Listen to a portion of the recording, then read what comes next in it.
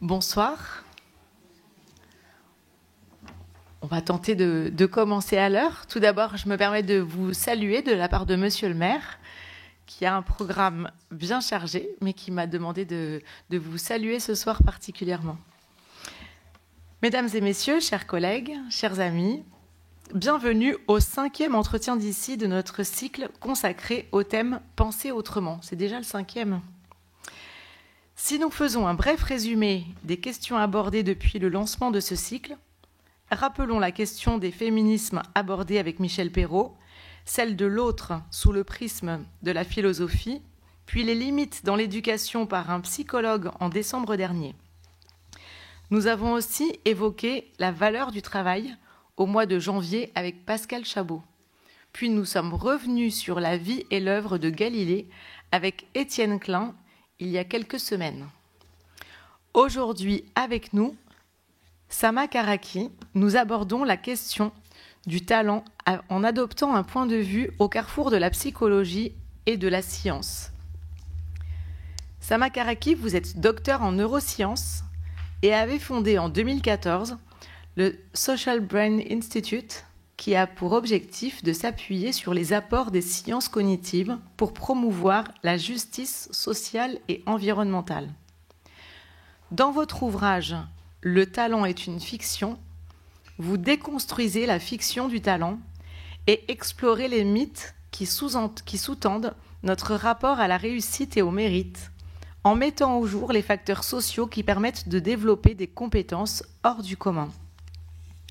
Dans notre monde qui court après le résultat et la distinction, vous proposez une réflexion sur un modèle de société qui prône les réalisations collectives et surtout la liberté. Avant de vous donner la parole, je vous rappelle que la conférence avec Frédéric Gros sur Michel Foucault aura lieu le jeudi 23 mai prochain ici même. Il me reste à vous souhaiter à toutes et à tous une très bonne soirée. Merci beaucoup.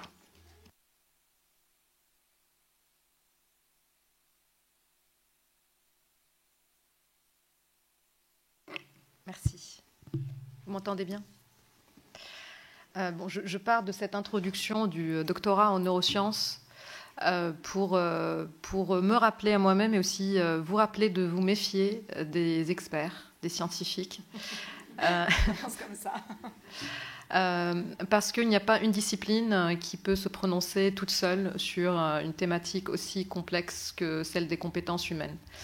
Même si les neuroscientifiques aujourd'hui se positionnent et s'expriment un peu sur tous les sujets, on parle de cette neuromanie dont je peux profiter, mais je vous invite à vous en méfier parce que qu'on appelle impérialisme disciplinaire, c'est-à-dire une discipline qui se considère maîtresse et se prononce avec une supériorité par rapport aux approches des autres disciplines, ça ne fait que reculer le savoir parce que nous manquons, et je vais tenter aussi de rappeler dans cette conférence les erreurs qui ont été commises par le domaine de la biologie sur la compréhension de l'humain et pourquoi nous avons besoin du regard d'autres disciplines qui justement regardent le monde autrement pour qu'on puisse corriger ces points aveugles qui ont caractérisé les sciences biologiques et surtout les sciences génétiques, desquelles je suis issue, parce qu'avant d'être docteur en neurosciences, j'étais généticienne.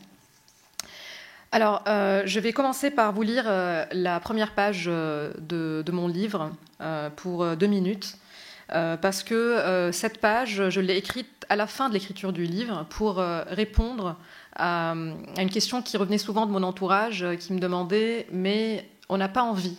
On n'a pas envie que tu justifies que le talent est une fiction. » Il y avait comme une forme d'attachement et je m'interrogeais sur pourquoi en fait on ne veut pas se défaire de cette idée-là. Et donc je commence le livre avec un chapitre qui s'appelle « Les étoiles, on ne les désire pas ». Nous ne voulons pas que le talent soit une fiction. Nous sommes obstinément persuadés que certaines facultés détiennent d'une poignée d'humains au-dessus de la moyenne, d'un hasard extrêmement rare ou d'une grâce divine pour ceux d'entre nous qui y croient. Le talent est perçu comme un don rare, mystique, réservé à quelques élus, qui pourraient l'exploiter pour créer des chefs-d'œuvre sans effort. Nous en sommes même venus à penser qu'il n'y a du talent que chez l'artiste, le scientifique, l'orateur et le philosophe, que seul on ce petit quelque chose, cette lorgnette merveilleuse, selon les mots de Friedrich Nietzsche, qui leur permet de voir directement dans l'inconnu le beau, le fascinant. À chaque époque, l'envie de jeter une brume mythologique autour des esprits créatifs est puissante et répandue. Pourquoi est-il si difficile pour nous de renoncer à croire au talent ? Il est probable que notre attachement à l'idée du talent ne soit qu'une manifestation de notre désir intense de transcendance, de toucher l'extraordinaire, un besoin de saupoudrer d'une poussière magique nos propres vies ordinaires, notre attachement aux histoires séduisantes de mécanismes mystiques et extraordinaires derrière le talent vient ainsi nous aider à donner un sens à un monde perçu comme fade. Pourtant, il y a de très bonnes raisons de croire que toute performance supérieure que nous observons chez les individus ne tient pas d'un ingrédient magique. Et je tiens à rappeler que notre émerveillement peut toujours être sauvé, parce qu'il y a une forme de magie aussi dans le réel. Et c'est l'histoire que j'ai cherché à raconter dans ce livre. Donc je vais commencer à vous présenter l'histoire de cette notion du talent qui date déjà de la Grèce antique. Le talent était un instrument de mesure à peu près de 30 kilos. Donc on considérait que c'était une forme de matière brute avec laquelle on peut faire quelque chose. Et puis cette idée continue, elle continue jusqu'à la fin de l'Ancien Régime, avec dans l'imaginaire la présence d'un don qui est présent donc à la naissance, qu'on fait fructifier par l'effort et qui permet finalement de donner des compétences différentes à l'arrivée. Alors, à la fin de l'Ancien Régime, on voulait se défaire des privilèges de la naissance, des privilèges du sang, et donc on rêvait d'un idéal dans lequel les personnes peuvent s'émanciper par elles-mêmes, et donc que ce ne soit pas parce qu'on est fils et fille d'eux, mais c'est parce que nous l'avons mérité. Condorcet disait que les talents, comme les lumières, deviennent le patrimoine commun de la société. Donc il était porté par l'optimisme de la Révolution. Et dans la Déclaration des droits de l'homme et du citoyen de 1789, on lit aussi qu'il ne doit y avoir que les talents et les vertus qui permettent à tout le monde d'accéder aux dignités, aux places et aux emplois. Donc cet idéal est assez émancipateur parce qu'il signifie que nous allons pouvoir mesurer d'une manière quantifiée ce que méritent les personnes et leur octroyer des places selon leurs capacités individuelles, donc selon leurs dispositions individuelles, indépendamment de leurs origines. Bien sûr, jusque-là, ça fait rêver. Alors, pour que cet idéal puisse être réalisé, il fallait qu'on puisse mesurer ce talent. Pour qu'on puisse savoir comment distribuer le mérite, il fallait avoir deux conditions, c'est-à-dire que les personnes accèdent au pouvoir en respectant un idéal méritocratique, et il fallait qu'on puisse démontrer que nous avons les outils pour le mesurer. Et c'est là où je vais vous montrer le premier instrument. Alors peut-être que je vais me mettre en mode diaporama.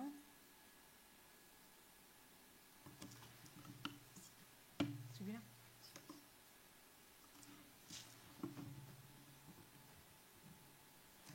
Voilà. Alors, cet instrument qui date du XVIIIe siècle, ce qu'on appelle un craniomètre. Donc, c'était un instrument très aimé par l'autorité scientifique de l'époque, mais aussi l'autorité intellectuelle comme Voltaire, comme Gustave Le Bon, qui considérait que nous avons des outils scientifiques pour pouvoir signifier qui est, d'une manière innée, donc à la naissance supérieure. Comme nous n'avons pas accès au cerveau, et donc on utilisait cet instrument pour mesurer la circonférence du crâne. Et sans surprise, les hommes avaient une circonférence supérieure à celle des femmes, ce qui justifiait leur légitimité, donc leur mérite d'accéder à des positions de pouvoir.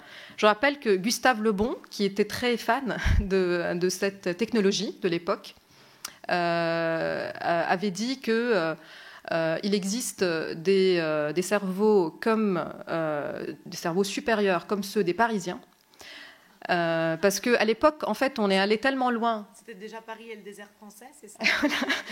On était tellement parti loin dans les sciences qu'on appelle aujourd'hui les sciences racialistes. On était parti jusqu'à à peu près 29 races différentes, avec les Parisiens considérés comme une race à part, la plus sensible. Et Gustave Le Bon disait que chez cette race, quand même, les femmes auraient des cerveaux plus proches de la taille des gorilles, ce qui explique leur infériorité intellectuelle. Voltaire, il avait un peu plus d'affection pour nous, les femmes, parce qu'il disait que nous sommes complémentaires, nous avons donc d'autres capacités innées, comme celle de la douceur et de l'empathie. Juste, je rappelle qu'il ne faut pas qu'on tombe dans ce piège de la complémentarité. Alors, je montre l'image de Alice Lee, que vous voyez ici, qui était une technicienne dans un laboratoire de craniométrie et qui s'était amusée à mesurer la circonférence des crânes de certains hommes éminents et avait trouvé qu'ils n'étaient pas très gros. Donc, c'était aussi le début de doutes scientifiques de cette technologie qui a été suivie par la phrénologie. Alors la phrénologie, c'était aussi dans la continuité de l'obsession de hiérarchisation des compétences humaines. Donc cette fois, ce n'est plus une circonférence, mais c'est la présence et c'est la taille de certaines bosses. Donc vous avez entendu souvent parler de la bosse des maths, par exemple. Alors là, il y avait toutes sortes de bosses, ce que vous voulez. Donc il y avait les bosses de la corruption, la bosse du courage, de l'audace. Donc à la fois des vertus positives et négatives. Et en fait, vous voyez comment la science elle a été instrumentalisée pour justifier des inégalités sociales. Parce que, par exemple, on trouvait que les personnes de couleur de peau noire avaient la bosse de la fainéantise et celle de la corruption. Donc vous voyez, ce qu'on appelle aujourd'hui naturalisme, ça veut dire considérer que ce qu'on observe comme inégalité sociale peut être renvoyé à la nature.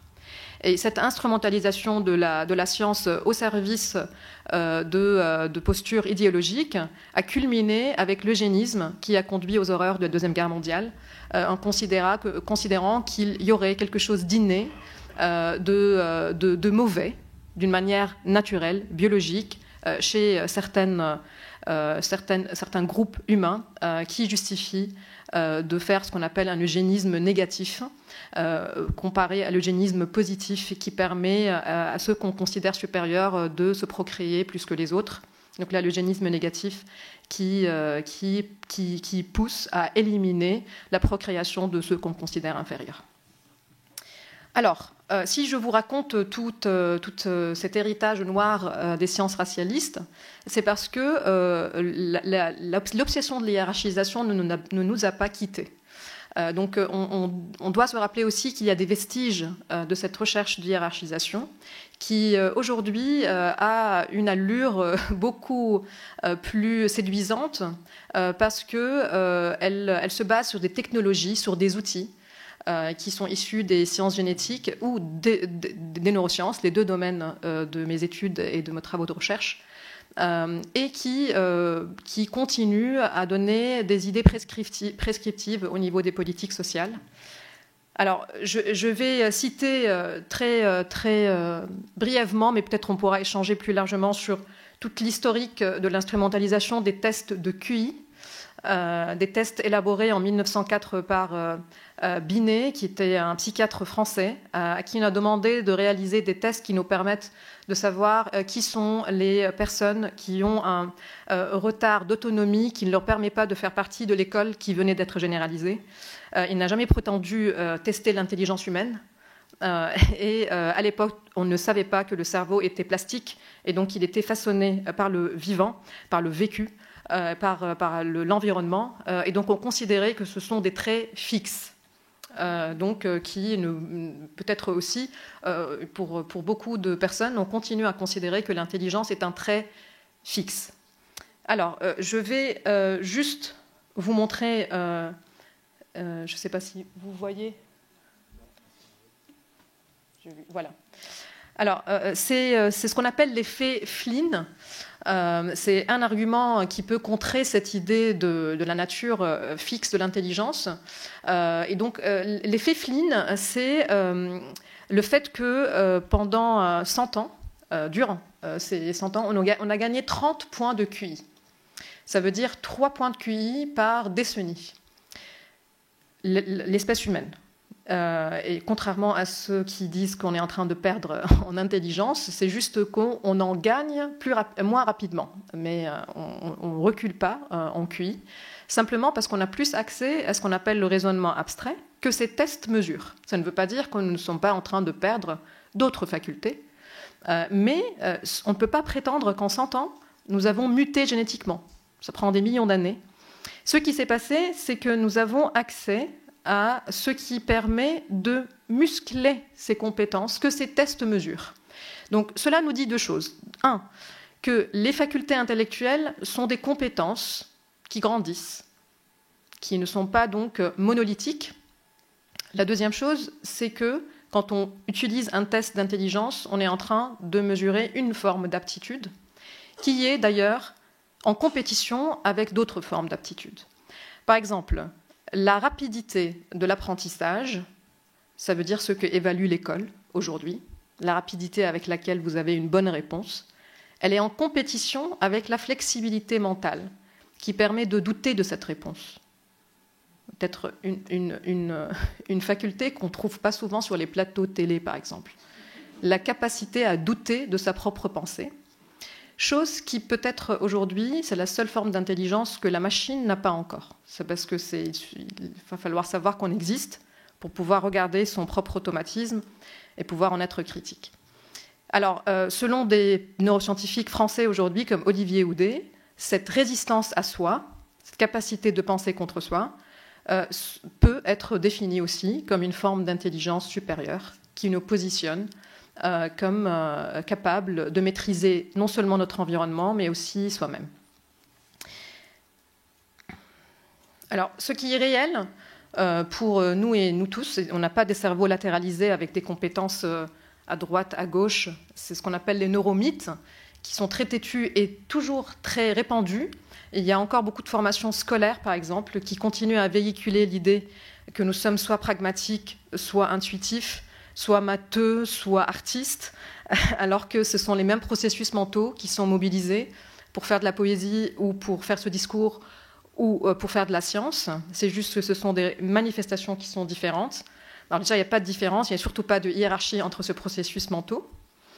Donc ça rappelle aussi d'autres mythes, comme par exemple les intelligences multiples, dont le chercheur même Howard Gardner, derrière l'idée que nous avons des intelligences visuelles, auditives, intrapersonnelles, interpersonnelles, il a lui-même dit « ce n'est pas ce que je voulais dire », mais une fois qu'un mythe est lancé, voilà, l'effet, l'apostrophe effet, et il est plus fort que l'effet F-A-I-T-S. Donc, ce qui est vrai, c'est que nous avons cette partie qui vous permet de m'écouter, de maintenir votre attention, même si c'est l'heure du dîner. Donc, cette partie de notre cerveau, le cortex préfrontal, alors il faut savoir que nous sommes l'espèce qui a le cortex préfrontal le plus développé des autres espèces connues sur Terre. Et c'est cette partie de notre cerveau qui nous permet de maintenir notre attention, de faire cette flexibilité mentale, de faire ce raisonnement abstrait. Elle est extrêmement limitée. Alors là, pour 10 minutes, je vais tenter de vous convaincre qu'il n'y a pas de tête bien faite. Et donc, pour vous dire que si cette partie, par exemple, qui est activée quand on est réveillé, et justement parce qu'elle est très énergivore, on s'endort pour qu'on puisse faire les autres tâches qui nous permettent, c'est pour ça le sommeil c'est très important, parce que cette partie, on l'appelle d'ailleurs le CEO, le chef exécutif, parce qu'elle est payée très cher par rapport aux autres parties du corps. Et elle est payée, j'utilise ce terme, mais c'est une monnaie métabolique d'oxygène et de sucre. Et cette partie, elle est très limitée dans ses capacités attentionnelles. Donc il faut, des fois les neuroscientifiques, ils vous disent qu'on vous fait deux promesses. La première, c'est qu'on va vous aider à vous connaître. Et la deuxième, c'est qu'on va vous aider à vous optimiser. Méfiez-vous de ces deux promesses. Alors, se connaître, personnellement, je ne pense pas que c'est possible parce qu'on est en mouvance perpétuelle. Et s'optimiser en libérant le potentiel du cerveau, courez. Déjà, il n'y a pas grand-chose à l'intérieur parce que les capacités attentionnelles et décisionnelles de cette partie de notre cerveau sont extrêmement limitées. Alors, comme elles sont extrêmement limitées, là, vous ne m'avez pas écouté tout ce temps. Vous avez pensé à autre chose de temps en temps. Si vous me réécoutez, vous allez dire « je n'ai pas entendu cette phrase ». Et c'est tout à fait normal parce que ça chauffe très vite. Et donc, c'est en compétition avec un autre réseau qu'on appelle le réseau par défaut. Alors, comme c'est très limité, nous faisons usage d'une technique, d'une stratégie qui nous a permis le succès évolutif, qui est d'automatiser ce qui, par exemple, vous garde en vie, ce qui me garde en vie en ce moment. Donc, en fait, on est toutes les 3 secondes en survie. On est toutes les 3 secondes presque en train de nous étouffer, et puis hop, on respire, on inspire. Donc c'est miraculeux. Et vous ne vous rendez pas compte de tous ces phénomènes extrêmement sophistiqués qui sont en train de se produire dans votre corps pour garder vos cellules. Ce que vous voyez ici, c'est une vraie photo de microscopie électronique de l'intérieur d'une cellule, et ça c'est en 2D, donc imaginez cela en 3D, imaginez toute la cellule, et là vous en avez des millions, qui sont très capricieuses comme unité. Ils ont besoin de travailler à une température précise, avec une quantité d'eau, une quantité de sucre, une quantité avec des récepteurs très sophistiqués, très sélectifs. Et tout cela se passe en ce moment en vous, et vous ne vous rendez pas compte. Comme si votre cerveau vous dit « écoutez la dame, moi je me charge du reste ». Alors cet automatisme, c'est un cadeau de l'évolution parce que ça nous prend moins d'énergie que toutes les autres fonctions exécutives. Une des découvertes les plus fascinantes des neurosciences, c'est que tout ce que vous avez appris, c'est considéré par votre cerveau comme un automatisme aussi, et donc c'est rangé au même endroit que vos fonctions physiologiques. Alors je trouve ça là fascinant parce que vous pouvez dire par exemple je conduis comme je respire, je parle le français comme je respire. Je ne sais pas tout à fait, mais j'ai automatisé cette langue au point de ne plus penser. Alors je fais des erreurs peut-être de temps en temps, mais je n'y pense plus. Et donc ce qui me permet de libérer, de rester disponible pour vous faire parvenir du sens. Vous allez vite voir où est-ce que je vais en venir. Parce que cette automatisation fait de vos cerveaux des cerveaux très uniques. On parlait de cerveau reptilien, je ne sais pas si vous avez déjà entendu parler. Il faut arrêter de l'appeler reptilien parce que cette partie de votre cerveau, elle contient tout ce qui vous rend vous. En fait, tous les automatismes qui vous rend unique, tout ce que vous avez automatisé, pas que les bonnes choses par contre.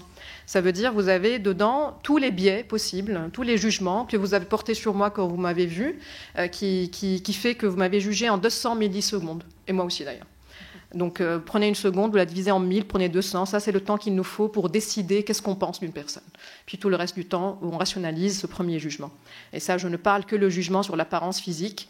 Alors imaginez les jugements que nous portons sur les faits qui arrivent au monde et qui sont en fait tous, qui émanent de tout ce que nous avons automatisé. Alors, la force de cet automatisme est puissante. Si vous regardez cette image, vous voyez que la case A, elle est plus sombre que la case B. Levez la main si vous n'êtes pas d'accord. La case A est plus sombre, oui.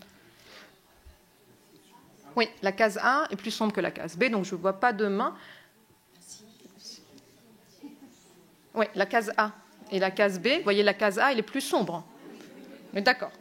Donc vous avez compris que c'est un piège, que ce n'est pas vrai, elle est de la même couleur. Alors ce n'est pas une illusion optique, c'est une illusion cognitive.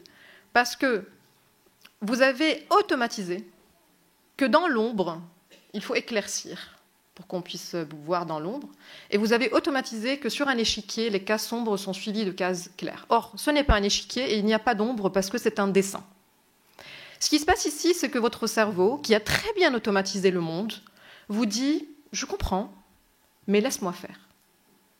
Je sais, j'en ai vu des milliers d'échiquiers. » Voilà, ça, je viens de donner une explication du racisme, par exemple, ou du sexisme, ou toutes de formes de discrimination, qui parce que nous avons automatisé un préjugé, nous pouvons en fait montrer à notre cerveau qu'il se trompe, ça ne change absolument rien à son automatisme.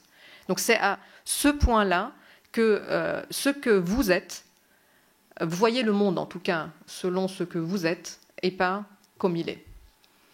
Et donc, je vois le monde tel que je suis, vous voyez le monde tel que vous êtes, vous voyez tout le monde, donc on ne voit pas le monde de la même façon. Alors, cela signifie, et vous allez peut-être vous demander, mais qu'est-ce que ça a un lien avec l'idée de mon livre, c'est que si j'ai une capacité supérieure dans un domaine, cela ne signifie pas que je vois le monde dans sa complexité. Il n'est pas possible que je puisse avoir une vie riche, assez complexe, pour que je puisse appréhender, avec un vécu quand même relativement court, et on dort beaucoup, la complexité du monde. Donc ça, c'est pour rappeler que le génie solitaire, déjà c'est un mythe que je vous invite, si vous avez un doute sur un artiste ou un scientifique qui vous émerveille, de regarder leur biographie pour réaliser à quel point il y a des facteurs externes qui peuvent expliquer leur parcours. Alors, cela signifie qu'il n'y a pas une tête assez bien faite pour pouvoir changer ce que j'ai automatisé, que ce soit une erreur, que ce soit un apprentissage. Je vais revenir à ces autres facteurs, autres que les prédispositions. Alors, quand je vous parle de talent aujourd'hui, souvent les personnes pensent aux gènes, ce qui était avant l'idée du don. Aujourd'hui, les personnes les plus prétendument rationnelles disent que ce sont les gènes, les prédispositions génétiques qui peuvent expliquer une supériorité. Alors, prenons par exemple un indicateur d'une supériorité intellectuelle, comme par exemple la réussite scolaire. D'une manière universelle, si on regarde, alors on s'est éloigné de cette vision grossière de considérer que le QI mesure l'intelligence, on s'est dit on va faire des choses beaucoup plus sophistiquées, on va regarder le génome, l'ensemble de vos gènes, et je ne vais plus aller à la recherche du gène de l'intelligence, du gène de la créativité, je vais dire qu'il y a des milliers de marqueurs qui sont corrélés à un phénotype donné. Donc, c'est beaucoup plus précis. Et on va le faire pas sur 100 personnes, sur 1000 personnes, on va le faire sur 11 millions. On ne peut pas faire mieux en rigueur méthodologique. Et on va regarder, est-ce que si vous avez une empreinte génétique qu'on appelle le score polygénique, parce que ça prend en compte des milliers de gènes, vous me dites si ce n'est pas clair. Et je regarde la corrélation avec une réussite scolaire, je vais voir que si vous avez un joli patrimoine génétique, vous réussissez mieux l'école. En quelque sorte, ça veut dire qu'une prédisposition génétique explique la réussite scolaire. Or, ajoutons un paramètre à cette étude, qui est la classe socio-économique. Et on va réaliser qu'en effet, au sein d'une même classe, si vous avez des très belles prédispositions génétiques, rappelez-vous, au niveau de la performance que l'école évalue, et donc pas au niveau de l'intelligence humaine, eh bien c'est vrai que vous allez avoir beaucoup plus de probabilité de réussir l'école. Sauf que la personne issue d'une classe socio-économique inférieure, qu'on aime bien appeler aujourd'hui défavorisée, qui a le plus beau patrimoine génétique, réussit moins que la personne issue d'une classe socio-économique supérieure avec un patrimoine génétique jugé médiocre. Donc vous allez avoir une courbe comme ça, suivie d'une courbe comme ça. Et donc là, on met en compétition deux personnes qui ont des prédispositions génétiques différentes, mais écrasées par le poids d'un facteur non pris en compte, qui est celui de la classe socio-économique. Vous allez me dire, mais comment une classe socio-économique peut influencer la réussite scolaire? Alors, en tant que neuroscientifique, ce que je peux vous dire, c'est que la nourriture que le corps absorbe, le soutien émotionnel que nous recevons, le vocabulaire qui circule autour de nous, l'espace que nous avons pour réviser nos cours, la distance traversée entre le foyer et l'école, l'état de l'école, le regard porté par les professeurs sur nos capacités, le métier de nos parents, mais par le métier de nos parents, je signifie l'accès à une sensibilisation et à un capital informationnel de comment faire pour réussir à l'école. Tous ces facteurs ont été analysés pour démontrer beaucoup plus de probabilité de réussite quand on est issu ou même adopté par une famille avec un capital socio-économique supérieur. Mais il n'y a pas que la famille, parce que sinon on serait en train de tomber dans un discours de psychanalyse.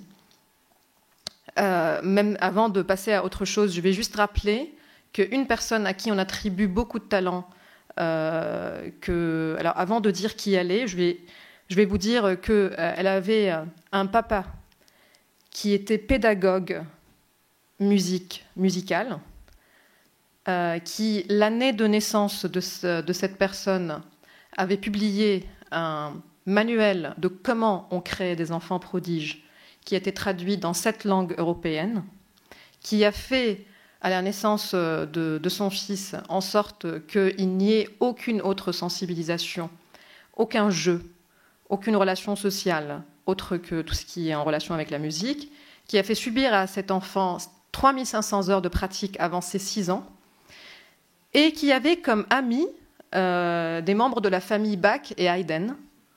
Donc je parlais du père qui s'appelle Léopold Mozart et de son fils Amadeus, qui, une fois qu'il a reçu tous ces paramètres qui sont externes à lui-même, à partir de 16-17 ans, pour ceux qui s'intéressent à l'œuvre de Mozart, il a commencé à s'émanciper des imitations qu'il faisait des œuvres des autres, qui est un principe aussi de la pensée créative, c'est aussi de s'inspirer, de faire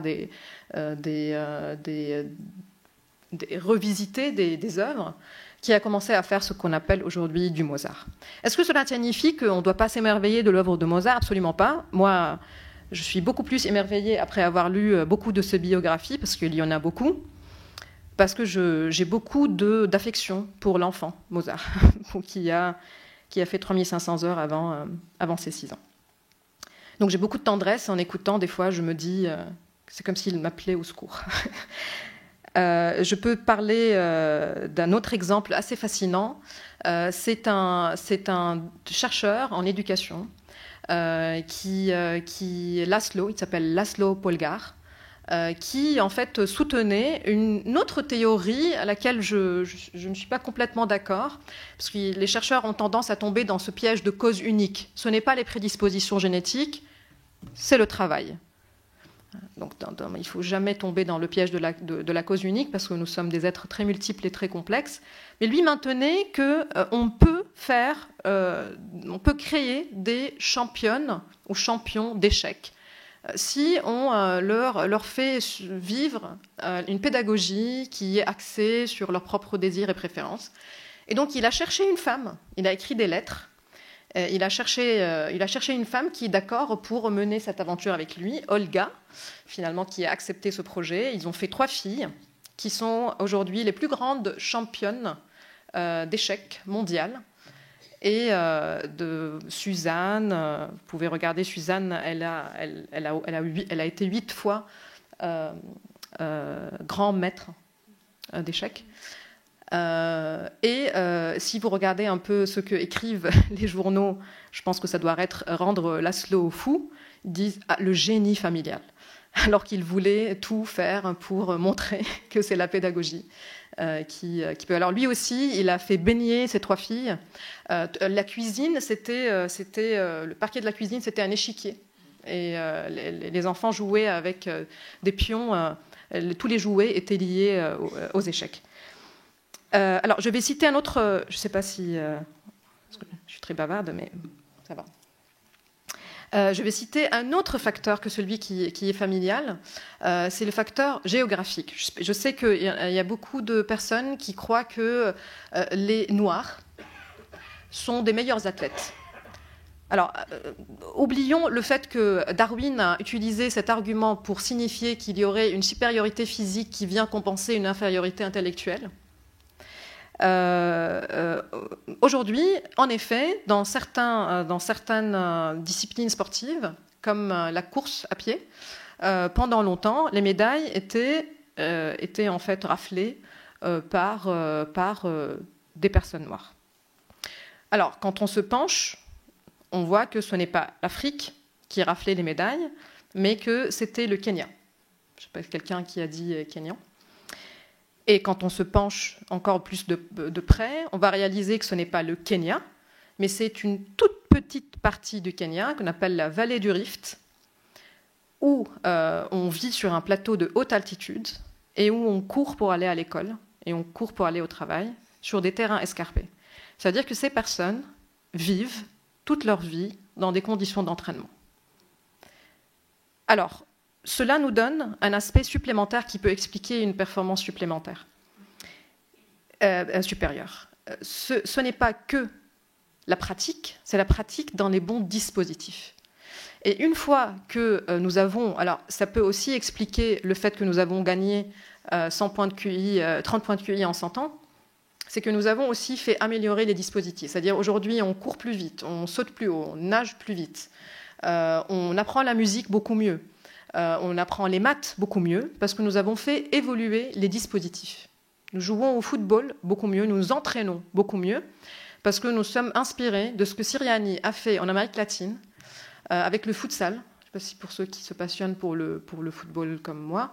Donc le futsal, c'est jouer avec une balle lourde, qui avec 5 joueurs. Ça veut dire le joueur, ils ont plus de chances de toucher la balle, qui est lourde et qui est plus grande, ce qui signifie qu'ils doivent en fait développer des techniques beaucoup plus. En fait, ils ont beaucoup plus de contraintes. Donc c'est des conditions d'entraînement qui explique, selon beaucoup d'experts, qu'en 30 ans de futsal, ça a été inventé dans les années 20 et ça a migré en Argentine et au Brésil dans les années 50, donc la génération qui a eu 20 ans dans les années 70 et 80, c'est ceux qui étaient les champions du monde pendant plusieurs Coupes du Monde. Étant grande fan de Diego Maradona aussi, j'ai lu beaucoup de ses biographies et il a passé son enfance à jouer au futsal dans les rues. Alors, tout cela nous indique que les prédispositions génétiques existent. Parce que souvent, on me fait dire que je parle d'une table rase. C'est-à-dire on est tous égaux. En fait, absolument pas.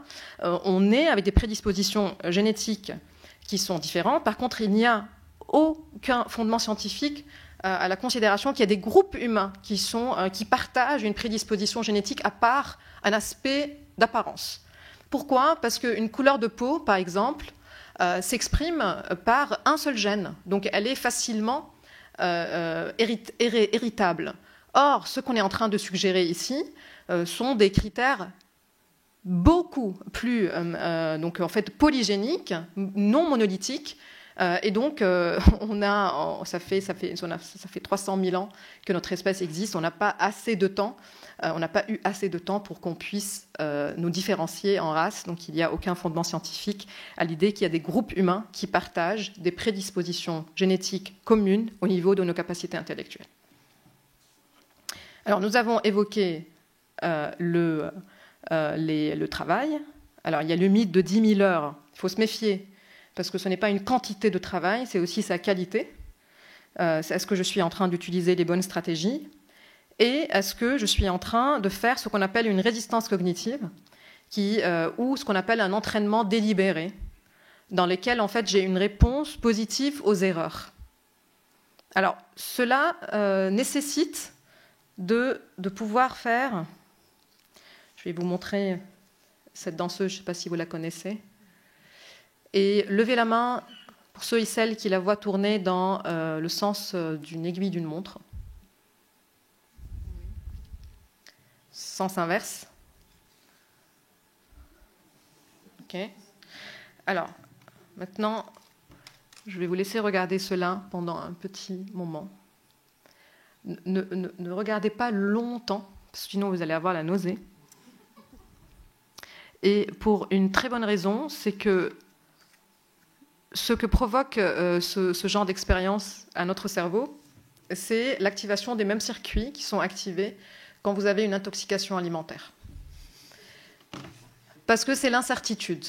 Le cerveau supporte bien les risques. Par contre, on n'aime pas l'incertitude, qui se définit par l'impossibilité d'évaluer un risque. Donc, quand vous avez vu la danseuse au tout début, vous n'avez pas hésité à lui attribuer un sens. C'est parce que votre cerveau il lui dit « je n'aime pas cette sensation, je vais te raconter une histoire ». Et donc, je vais t'envoyer dans une certitude. Alors là, c'est ce qui nous arrive, par exemple, quand vous êtes devant des faits divers ou devant des événements qui arrivent dans le monde. Très vite, vous allez construire un avis sur ce qui se passe.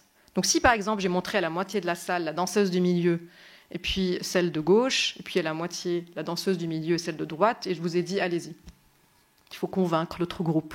Vous allez être très convaincu de ce que vous voyez. Parce que, alors qu'en fait, ici, personne ne se trompe, sauf ce qui se passe, c'est que nous avons une réalité bistable. On n'a pas assez d'informations pour savoir ce qui se passe. Et donc, si vous vous entendez des fois dire « je ne comprends pas comment il pense », Ben là, vous êtes typiquement dans ce genre de situation, parce que simplement, les autres ne voient pas le monde tel que vous le voyez, parce qu'ils ne sont pas placés au même endroit. Alors, en quoi cette information, elle est centrale pour l'éducation ? Parce que un cerveau qui n'est pas éduqué à l'incertitude, et j'aime bien cette phrase, peut-être ce serait quelqu'un qui peut aussi venir vous parler, qui s'appelle Daniel Favre, qui a écrit « Éduqué à l'incertitude », et qui remet en fait l'objectif de l'école au centre de sa mission, qui est celui d'apprendre à penser. Et dans apprendre à penser, il y a apprendre à douter de sa première pensée, négocier avec l'autre, être curieux de pourquoi l'autre pense ce qu'il pense. Alors ça n'a rien à voir avec cet ouvrage, mais je suis à la base libanaise avant d'être naturalisée. Ah, ici les Moulineaux, enfin, là où j'habitais. Donc je viens du Liban. Le Liban, c'est un pays qui a connu une guerre civile, donc j'ai grandi pendant la guerre civile. Et il faut savoir, c'est un tout petit pays. Pour ceux qui ne connaissent pas le Liban, ça veut dire qu'on est en contact avec les personnes avec qui notre famille fait la guerre. Et comme c'est une guerre, les guerres ne sont jamais religieuses, mais comme la science, on instrumentalise la religion pour légitimer les guerres, on supposait que c'était une guerre de religion. Et il y en avait 17 au Liban. Alors bien sûr, pour ma mère, nous, on était les meilleurs. Parce que Dieu nous aimait le plus. Et donc que si on mourait, on ira au paradis. Et comme moi, j'étais dans une école où il y avait des personnes d'autres religions, je me suis dit qu'il faut que je leur dise la vérité. Comme ça, ils viendront avec moi. Parce que si je pense que je suis la meilleure, donc après, ils ne le savent pas. Il faut bien que je leur dise. Et très vite, on se rend compte qu'il n'y a pas une personne qui se couche en se disant « on est les deuxièmes ». Je pense que grandir dans un contexte de guerre civile, c'était une très belle introduction des sciences cognitives, qu'il n'y a pas de vérité absolue à comment on voit le monde, et que les gens ont de très bonnes raisons de penser ce qu'ils pensent pour eux-mêmes. Et donc cette recherche de cohérence naturelle que nous avons fait que chacun a une très bonne raison de penser et de faire ce qu'il fait. Je pense qu'il y a très peu de gens qui sont vraiment des sociopathes, qui sont convaincus de faire quelque chose qui est monstrueux pour les autres. Chacun part de son propre idéal. Vous allez encore vous demander, mais qu'est-ce que ça a à voir ? Alors ça, c'est toujours pour rappeler que c'est une faculté que j'appelle dans le livre à peut-être aussi la considérer comme un talent qui est celui de douter de soi. Et peut-être un talent qui est celui de sortir de sa propre perspective, faire une traversée vers celle de l'autre. Là, c'est pour montrer que cette incertitude, la réaction que nous avons à l'incertitude, active ce cortex singulaire antérieur que j'ai disséqué pendant 12 ans de ma vie, et qui est activé quand vous avez une intoxication alimentaire, et donc qui fait que vous avez peut-être, si vous avez regardé La Danseuse longtemps et regardé ce qui se passe dans votre cerveau, alors c'est tout à fait naturel et normal d'arrêter et de se projeter dans une certitude. Alors, juste cet effet qui est très intéressant, c'est ce qu'on appelle l'effet Dunning-Kruger. Ça veut dire, en fait, c'est un effet qui parle du fait qu'on peut avoir beaucoup de confiance quand on n'y connaît rien. C'est un peu les adolescents, et c'est un peu aussi les gens qu'on invite sur les plateaux, qui sont très confiants en s'exprimant sur des sujets comme la danseuse tout à l'heure, sur laquelle il y a beaucoup de complexité et beaucoup de points aveugles. Il faut se méfier de la confiance. Je sais que dans une culture de confiance, et plutôt s'attacher à l'estime de soi. Parce que quand on a de l'estime de soi, on n'a pas peut-être peur de dire « je n'ai pas un bon niveau de confiance pour m'exprimer sur ce sujet ». Donc c'est peut-être aussi une autre faculté qui peut en fait permettre à ce qu'on plonge avec aisance dans cette vallée de désespoir qui est celle dans laquelle nous sommes quand nous réalisons que c'est compliqué Voilà, venant du Moyen-Orient, je suis très surprise par le niveau de confiance de beaucoup de personnes qui s'expriment sur un sujet que nous, on ne comprend pas. Alors, je pars de cette idée de la confiance pour rajouter le dernier facteur que j'aimerais évoquer et qui est clé aussi dans la construction des compétences, c'est les croyances que nous portons sur nos propres compétences. Alors, c'est tout un domaine qui a intéressé les sciences de l'éducation, ce qu'on appelle les croyances implicites qui caractérisent les traits, l'intelligence, la créativité et même certains traits de caractère. Alors, après, il y a une chercheuse qui a vulgarisé cette thématique qui s'appelle Carol Dweck, qui est une psychologue de Stanford. Il faut toujours attendre comme ça une université prestigieuse pour qu'on commence à s'intéresser à un travail, malheureusement. Et donc Carol Dweck a établi cette dualité entre une pensée qu'elle appelle une pensée axée sur la croissance, une mentalité axée sur la croissance, qu'on appelle mindset. Je ne sais pas si vous avez déjà entendu ce terme qui est très présent aujourd'hui en éducation. Et puis une autre mentalité fixe. Alors pour résumer, la mentalité fixe, c'est de ne pas être d'accord avec mon ouvrage, dire non, le talent est fixe, il est là ou il n'est pas là.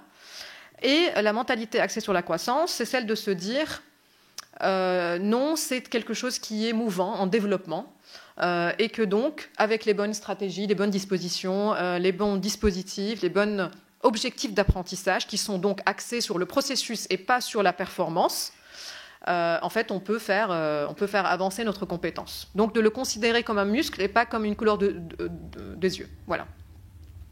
Alors, elle démontre quelque chose qui est très beau, pour être vrai, entre parenthèses, mais qui est très beau, qui est qu'elle arrive à changer la mentalité des préadolescents. Elle travaille sur le préadolescent parce que le préadolescent, c'est un âge critique en éducation, dans lequel souvent il y a des élèves qui étaient bons qui deviennent mauvais et ceux qui étaient mauvais qui deviennent bons. Il se passe quelque chose qui est bien sûr lié à cette tempête de développement qui concerne d'ailleurs le cortex préfrontal que je vous ai montré, et aussi d'autres préoccupations, les préoccupations de hiérarchie sociale qui commencent à animer. Peut-être il faut peut-être faire une pause de l'école à cet âge, arranger les choses et puis revenir. Mais en tout cas, elle s'intéresse vraiment à cette génération clé.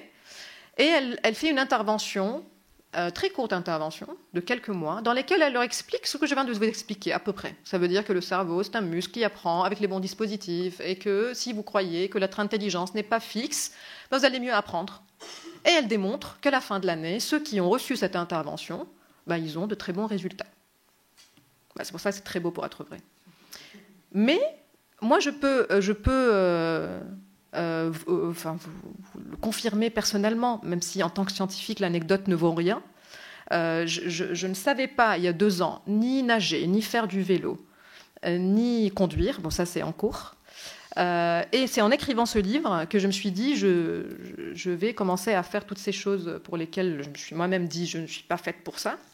Et aujourd'hui, je nage, je fais du vélo, mal. Mais en écrivant, je me suis dit, mais moi-même, je ne suis pas libérée de cette pensée selon laquelle je ne peux pas faire ces choses-là. Et j'essaie de l'appliquer à des formations aussi au niveau des écoles. Et en fait, ça donne en tout cas un apaisement par rapport à l'objectif de performance. Alors, ce qui a plus de sens pour moi, c'est que ce n'est pas de se dire je peux y arriver, ni de se dire je ne peux pas y arriver, c'est de ne pas se poser la question. C'est que ce ne soit pas une préoccupation. C'est un peu l'exploration que fait un enfant d'un objet. Vous voyez, si un enfant assis là, il aurait pris ça, il l'aurait balancé pour voir ce que ça donne. Voilà, il est en train de faire des physiques. Il est en train de voir combien de temps ça va prendre pour que ce verre tape là où il ne voit pas le fond. C'est des physiques aussi. Et aussi, il est en train de faire de la sociologie pour voir comment réagissent ces mammifères que nous sommes pour lui. Et il ne le fait pas pour apprendre quoi que ce soit. Il ne le fait pas pour émerveiller. Il le fait pour le plaisir même de le faire. Parce qu'il est mu par un désir intrinsèque d'exploration du monde. Je pense que si on peut arriver à dissocier l'évaluation d'une forme de compétition sociale, on serait au cœur de ce désir intrinsèque que nous avons pour l'exploration du monde. Parce que des fois aussi, mon propos est compris comme un fatalisme et un immobilisme.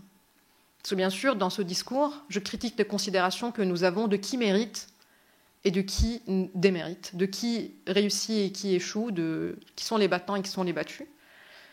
Mais en fait, à partir de ces clés, on peut au contraire commencer à imaginer d'autres façons de nous émanciper, qui ne sont pas centrées sur un seul jeu social, dans lequel c'est un jeu à somme nulle, dans lequel si je gagne, l'autre perd.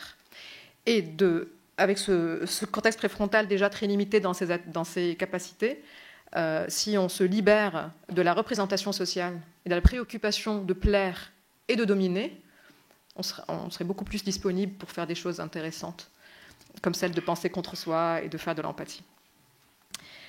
Alors, je vais terminer, avant de vous donner la parole, sur la dernière page de mon livre, qui est aussi une réponse à mes amis les plus proches, qui étaient très énervés par mon livre avant sa publication, parce que ce sont des artistes.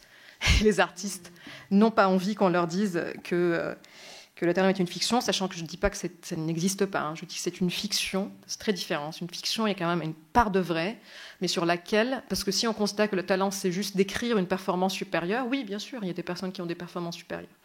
Mais le talent comme potentiel, ça veut dire de l'existence, quelqu'un réussit parce qu'il ou elle a quelque chose en elle, c'est en ça que c'est une fiction. Alors, je vais lire donc ce dernier petit chapitre qui s'appelle « Au-delà de la fiction ».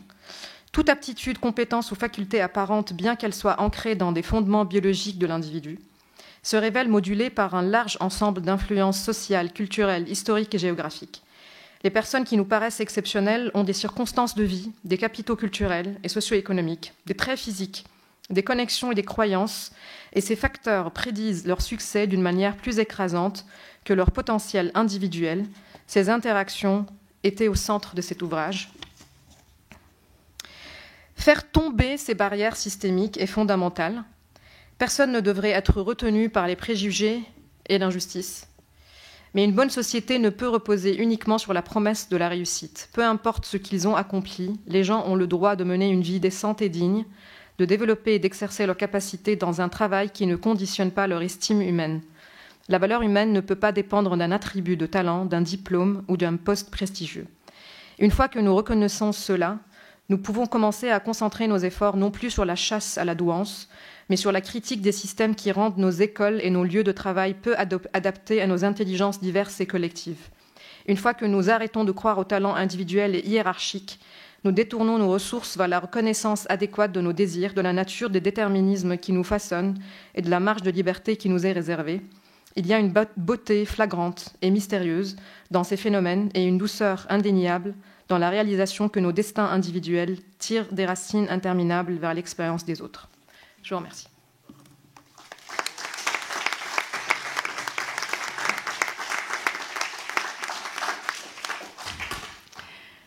Il y a une phrase qui m'est venue lorsque vous avez parlé tout à l'heure de tête bien faite. On dit tête bien faite vaut mieux que tête bien pleine. Alors, vous la connaissez, cette expression. Et finalement, je me disais, c'est quelque chose qu'on nous dit, qu'on nous redit souvent pour se dire, bon, voilà, l'idée, c'est pas d'avoir plein de connaissances, mais c'est de savoir un petit peu comment pouvoir faire avec et puis arriver à orienter, moduler, pouvoir en tout cas se mouvoir.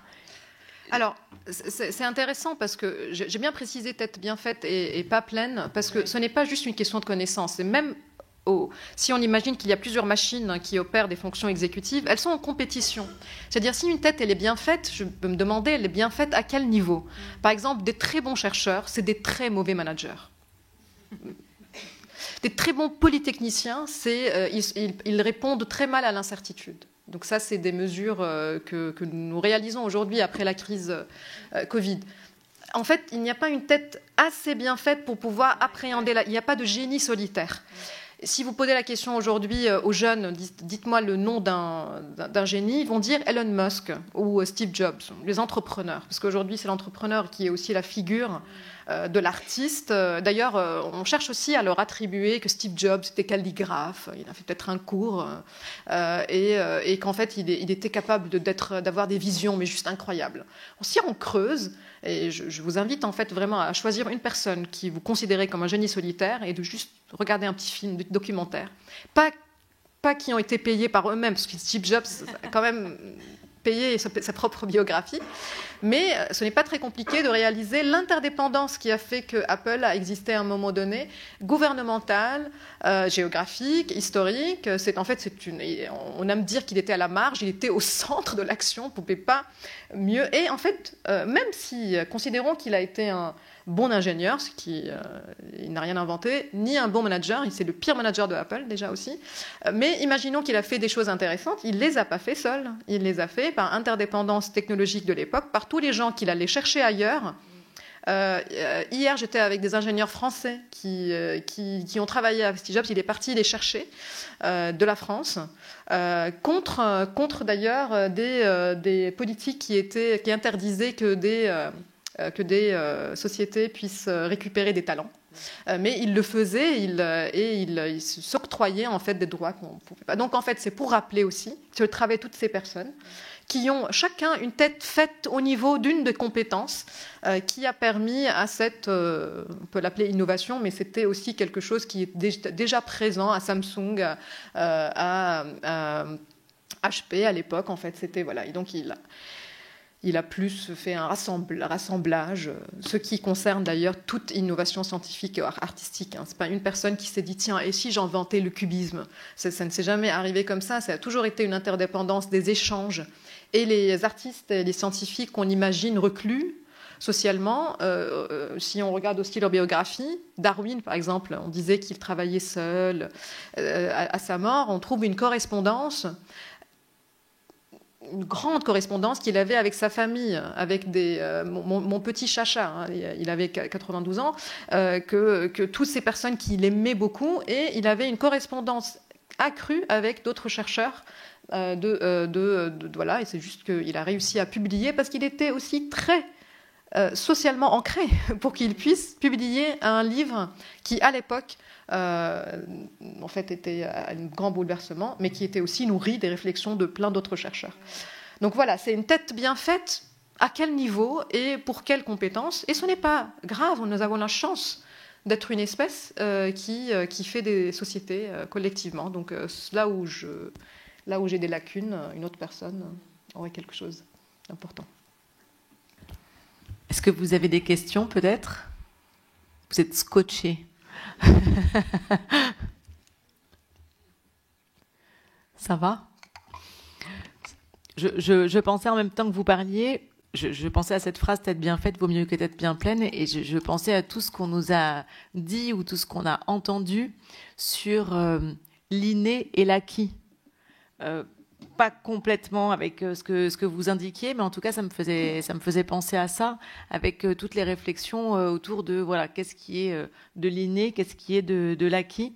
Du coup, comment vous répondriez à ces éléments ? Alors, aujourd'hui, il n'y a pas un ou une scientifique qui est sortie de chez elle dans les dernières 20 années, qui va dire que tout est inné ou tout est acquis. Ce débat, il est terminé, il est complètement caduque au sein d'ailleurs des sciences sociales et des sciences biologiques. Il y a presque plus de sociologues qui vont dire que tout est acquis. Bien sûr, les biologistes, ils ont adouci leur position biologisante du vécu pour dire que, ah bah oui, en fait, il y a des influences sociales sur ce que nous sommes. Et du coup, moi, je m'inscris plus dans une lignée qui va attribuer à ces influences environnementales un poids écrasant sur les prédispositions génétiques, sur en tout cas ce qui concerne les traits que nous sommes en train d'évoquer ce soir, donc créativité, intelligence. Or, la question aujourd'hui, par rapport à l'inné et de l'acquis, n'est plus de savoir quelle est la part innée et la part acquis, parce que déjà, ce n'est pas une question d'addition. Ce n'est pas 60% inné et 40% acquis, ça ne se fait pas comme ça, parce que nous sommes câblés génétiquement pour être façonnés par l'environnement. Donc c'est une interaction extrêmement dynamique et qui n'arrête pas d'interagir avec tout moment de vécu supplémentaire. Et donc, ce n'est pas modélisable aussi, cette interaction. Or, ce qui reste non consensuel, c'est à quel point je peux expliquer quelque chose que je vois par la part de l'inné. Ce n'est pas d'évaluer la part de l'inné, mais à quel point je peux expliquer, par exemple, un comportement moral. Si vous voyez, c'est des questionnements très présents aujourd'hui. Un crime, par exemple. On va s'efforcer d'aller analyser, est-ce que c'est la biologie de l'individu qui l'a conduit à commettre cet acte? Ça veut dire, est-ce que cette personne, elle a une maladie génétique au niveau de sa construction intellectuelle qui fait qu'elle a eu ce comportement. Et si on arrive à déterminer la part innée, ou en tout cas l'explication de comportement par le trait inné, on va attribuer moins de responsabilité. C'est un peu le principe de base. C'est quand on veut juger, on va juger de la part de responsabilité de l'acte. De la même façon, quand on pense au mérite, on va aussi penser à ce que je vois s'explique par l'inné ou par l'acquis. Et d'une manière beaucoup plus pernicieuse, est-ce que les différences entre les groupes humains, entre les hommes et les femmes par exemple, s'expliquent par ce qui fait que les femmes sont des femmes et ce qui fait que les hommes, c'est des hommes? Alors autrement dit, est-ce que certains traits de caractère chez les femmes, certaines compétences intellectuelles chez les femmes s'expliquent par leur appareil reproducteur?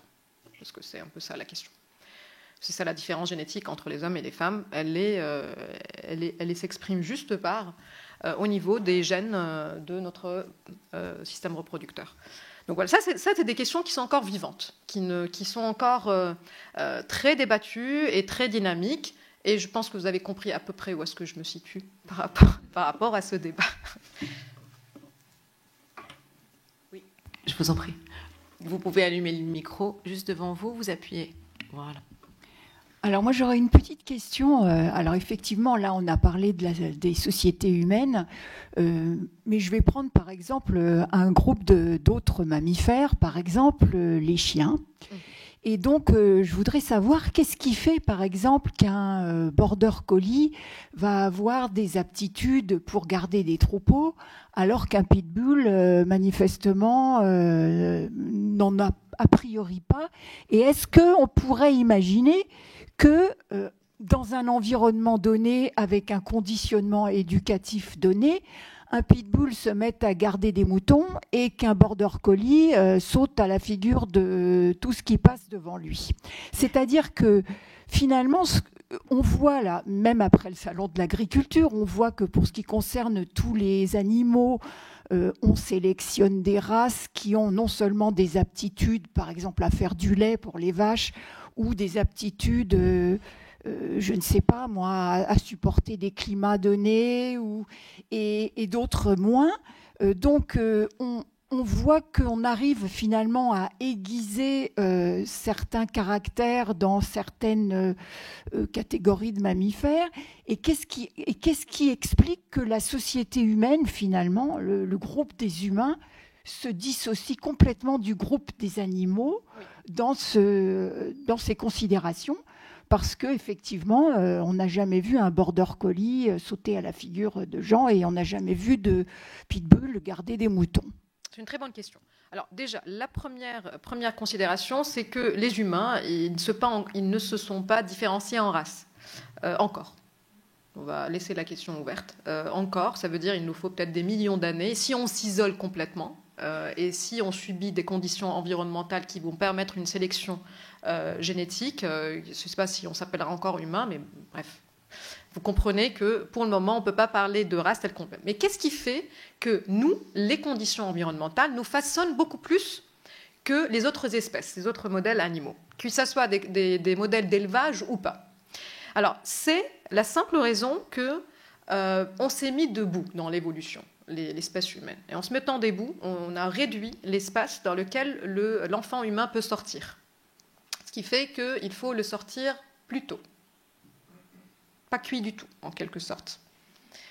On peut le dire comme ça, parce que le bébé humain sort extrêmement pas fini. Je peux le dire peut-être plutôt comme ça. ni au niveau de son développement du cerveau, c'est-à-dire qu'il a très peu d'automatisme, il est extrêmement dépendant. Si vous observez toutes les espèces que vous avez citées, ces espèces sont indépendantes très vite, parce qu'elles ont pris le temps de se développer, et donc ce qui fait pour nous qu'en sortant pas complètement façonné, qu'est-ce qui va continuer ce façonnage? Là où on est tombé, en fait, en quelque sorte. Donc, ce qui fait que le fait qu'on on a un potentiel, c'est un peu en fait comme, imaginez une sculpture qui n'est pas finie, vous allez la modéliser de toutes les façons. Alors, quelque chose de fascinant sur l'humain, donc c'est pour ça aussi que nous avons des cultures très riches, très complexes, très différentes, qui se sont adaptées aux géographies très différentes, qui se sont adaptées à un style éducatif très différent. Les traits de caractère, par exemple, qui sont étudiés largement en anthropologie, sont façonnés par des styles éducatifs différents. C'est-à-dire, ce qu'on pense même être des choses fixes en nous sont extrêmement façonnés par l'éducation que nous avons reçue, ce qui d'ailleurs remet aussi en question ce qu'on appelle aujourd'hui le domaine de la psychologie de développement, qui certes correspond à notre prisme eurocentré, mais si vous questionnez les développements des enfants, des 75% des humains restants sur cette terre qui ne sont pas pris en compte dans ces études, parce que la psychologie, le domaine de la psychologie, les études sont majoritairement faites en Europe de l'Ouest et en Amérique du Nord, ça concerne 25% de la population humaine. En fait, on ne va pas avoir le même âge où les enfants parlent, marchent, courent, font ce que nous considérons comme étant les bonnes étapes de psychologie de développement. Donc c'est ce qu'on appelle la néoténie. C'est le fait que l'humain garde en lui beaucoup de potentiel de façonnage parce qu'il naît très tôt. Et donc, c'est pour ça aussi que nous avons cette diversité culturelle. C'est ce qui fait aussi que, pour l'élevage, par exemple, les conditions environnementales, nous pouvons les maîtriser. Alors, chose qu'on ne peut pas faire chez les humains. Donc, on peut maîtriser la naissance, les conditions de naissance et pouvoir isoler des traits qu'on peut sélectionner finalement. On fait ce qu'on fait pour les plantes et on fait pour les élevages. On ne peut pas faire ça pour les humains parce que les humains se sont croisés d'une manière incontrôlable tout au long de notre histoire et en fait, on ne peut pas définir donc cette différenciation. Mais l'argument, c'est le fait de ce qu'on appelle plasticité. La plasticité, donc ce qui fait que nous sommes l'espèce la plus façonnable par le vivant, par le vécu. Oui, une autre question là-bas, et puis ensuite on... Bonjour, merci pour cette intervention. À un moment donné, vous avez parlé, attendez, je prends mes notes, de l'idée, vous avez fait une sorte d'appel à nous orienter un peu dans nos vies par ce désir d'exploration du monde, si c'est que j'ai bien compris. Et ça m'a interpellé. Je me suis dit, mais alors du coup, comment... Alors, je ne sais pas si vous avez la réponse, mais je la pose quand même. Comment est-ce qu'on, par exemple, on choisit sa voie professionnelle ou comment on s'oriente dans le monde professionnel dans ce nouveau cadre-là? Quand on change du paradigme entre guillemets du potentiel, on se dit peut-être que j'ai plutôt d'affinité pour, je sais pas moi, les maths ou quelque chose comme ça, et qu'on passe dans l'idée d'une exploration, étant donné qu'on peut avoir envie d'explorer, que nos envies d'exploration peuvent changer au cours de la vie, etc. Comment est-ce qu'on peut envisager la société différemment sous cet angle-là ? Alors, j'ai quelques éléments de réponse dans l'ouvrage, mais aussi dans mon travail en ce moment. C'est sûr, parce que l'idée du talent est extrêmement présente dans les entreprises aujourd'hui. C'est-à-dire qu'on cherche à sélectionner les talents, à recruter les talents, à retenir les talents. Avec une idée implicite qu'on va pouvoir évaluer le talent sur le CV des personnes. Donc en fait, on a établi une hiérarchie qui commence déjà au niveau des formes d'intelligence, celle que l'école définit. Ensuite, une hiérarchie entre les métiers. Et ça, c'est vraiment très culturel, hein, ça veut dire que ce n'est pas universel. Vous allez en Suisse, vous allez avoir qu'il y a une estime qui est attribuée à des métiers qui sont considérés des métiers qui sont des métiers par défaut en France. C'est parce qu'on n'a pas réussi les voies d'or. On va par exemple dans les métiers techniques. Or qu'en Suisse, c'est des métiers autant valorisés que des métiers qu'on va considérer les métiers d'incertitude, ce sont les métiers d'intellectuel, politique, entrepreneuriat, sciences et arts. Donc il y a cette hiérarchie de l'estime attribuée à des spécialisations et bien sûr qui se matérialise par des subventions qui sont attribuées d'une manière différentielle à ces métiers. Mais il y a en plus de cela une hiérarchie de qu'on appelle le crédentialisme, une autre forme de discrimination, c'est de quelle école vous êtes issu. Alors ça, c'est quelque chose qui, encore une fois, par exemple, concerne la région parisienne beaucoup plus que d'autres régions. Si je dis le même discours à Lille, non, à Lille encore, ça continue, mais si vous allez encore plus dans des zones plus rurales, on va dire non, ça ne nous concerne pas, nous ne sommes pas attachés à cette idée. Mais en vrai, aujourd'hui, j'entends beaucoup de dirigeants qui disent on ne trouve pas des HEC. Je dis mais c'est comme si c'était une espèce, en fait. Avec la considération que ce qui va résoudre les problématiques du travail aujourd'hui, c'est d'avoir réussi une école de prestige. Alors, il faut rappeler, bien sûr, qu'il y a des compétences qui peuvent être en fait exercées d'une manière supérieure dans ces institutions. Mais ce n'est pas toutes les compétences. Et ce n'est pas une personne qui va être issue de ces écoles qui va résoudre les problèmes. Ça a toujours échoué, ce plan-là. Et donc, je vous parle d'abord de ça parce que le poids ne repose pas sur la psychologie de l'individu. Le poids repose sur tout ce qu'on projette sur les élèves aujourd'hui, que la seule façon de réussir dans la société, c'est en fait de chercher ce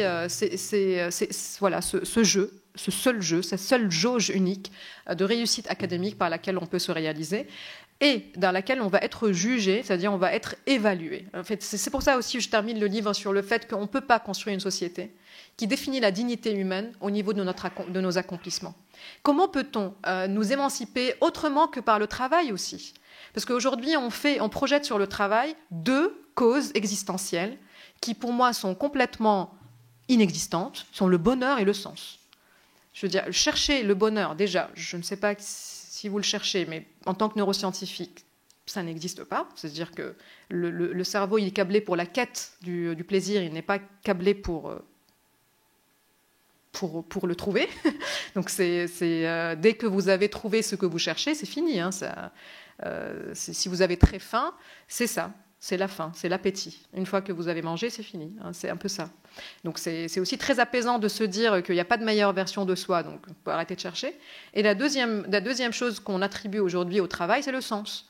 Je dis, mais c'est le sens. Mais le sens, si quelqu'un vous livre à manger, il y a déjà le sens dans ce travail. Donc qu'est-ce qu'on veut dire ? C'est qu'il y a des sens supérieurs à d'autres. Qu'il y a des métiers qui portent plus de sens que d'autres. Donc encore une fois, une hiérarchie. Donc alors qu'en fait, la personne qui vous ouvre la porte dans un hôtel, c'était le métier de mon père, il a autant de sens que ce que je fais aujourd'hui, que ce que fait quelqu'un qui est dans le métier du soin, parce qu'il ne faut pas non plus tomber dans une autre hiérarchie. Il n'y a pas de hiérarchie d'estime qui doit être attribuée.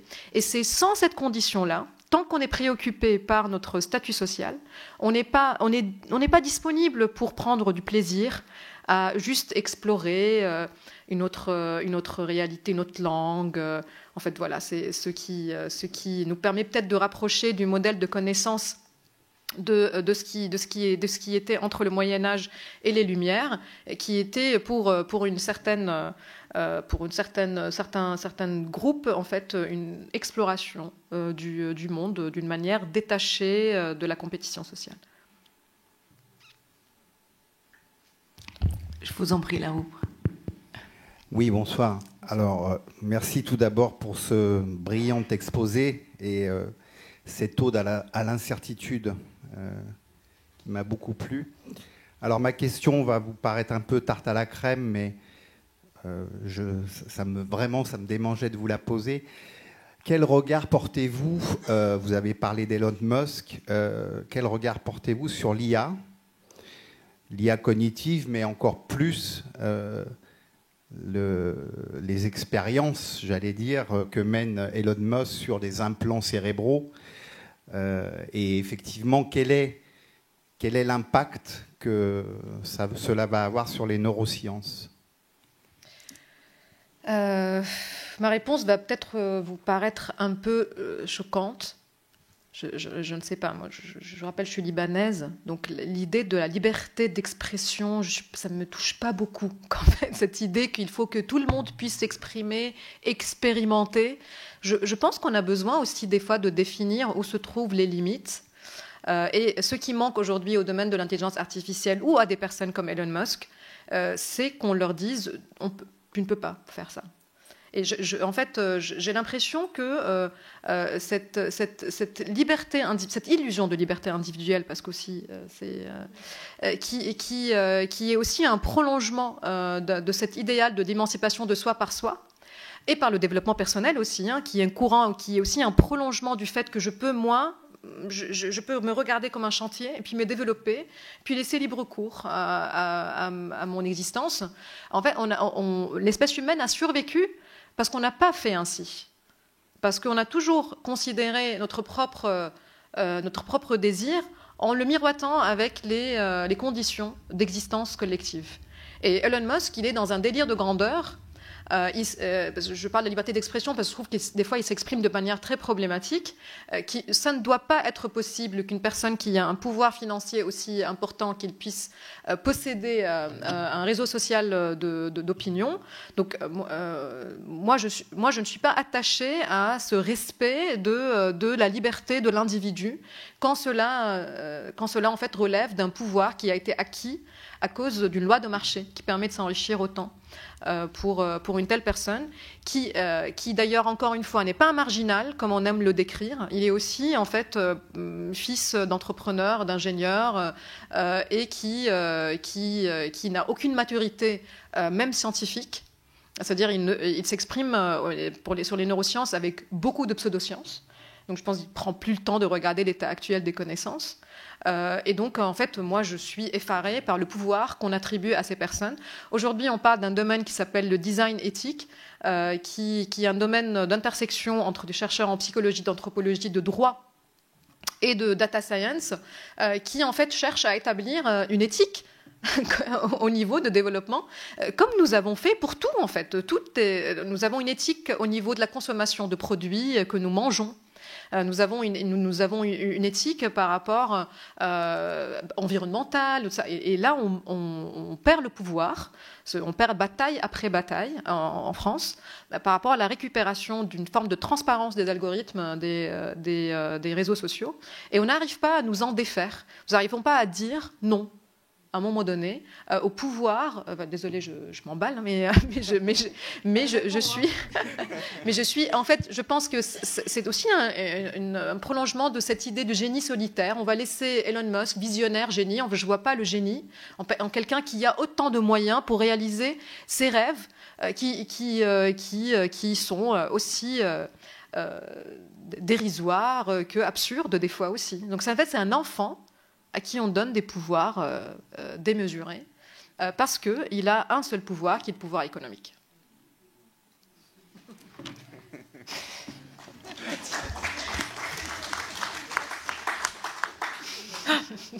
Oui, elle a vraiment répondu. Est-ce qu'il y a une autre question ? Sinon, je tiens à vous remercier particulièrement sur ce sujet qui me semblait pas d'une évidence au départ, et en se disant tiens, mais voilà, quelle va être la position et comment, et je trouve que ça nous permet de poursuivre la réflexion à chacun. En tout cas, je ne sais pas ce que vous en pensez, mais ça permet de se dire oui, j'ai envie de creuser un petit peu plus que ce qu'il me semblait, ou peut-être les a priori qu'on pouvait avoir chacun, ou la manière peut-être assez posée, ou qu'on pense assez posée à un moment donné. Donc merci beaucoup de nous avoir engagés dans cette réflexion. Je vous propose qu'on puisse poursuivre les échanges avec vous autour d'une séance de dédicace là-haut. Je vous remercie chacune pour votre fidélité. On se dit à très bientôt. Merci beaucoup. Merci.